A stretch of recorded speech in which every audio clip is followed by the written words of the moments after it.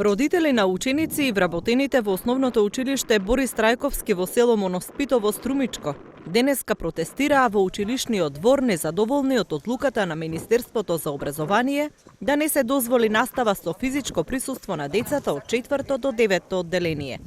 Родителите велат дека одлуката е несериозна и избрзана. Јас лично ги повиквам МОН и Комисијата за зарадисни болести лично да дојдат да го посетат нашето училиште и доколку најдат една забелешка за да немат учениците за физичко присуство, нека не обавестат зашто е најдена забелешката што нашите ученици нема да одат на физичко присуство. Преведејќи нашата школа ги има капацитетите и сите услови ги исполнува. И затоа сме толку изреволтирани. Сакаме нашите деца да се вратат во училишните клупи, а не да следат онлайн настава кога ги имаме сите услови. Сакаме да.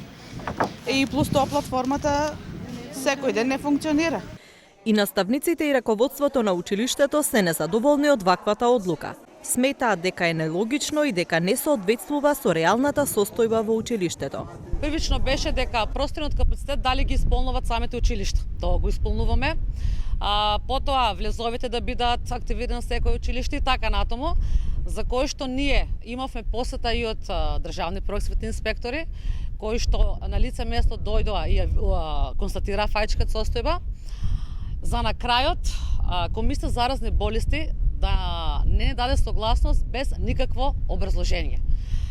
Според мене лично мислам дека тоа беше некој терк на Комисија за заразни болести.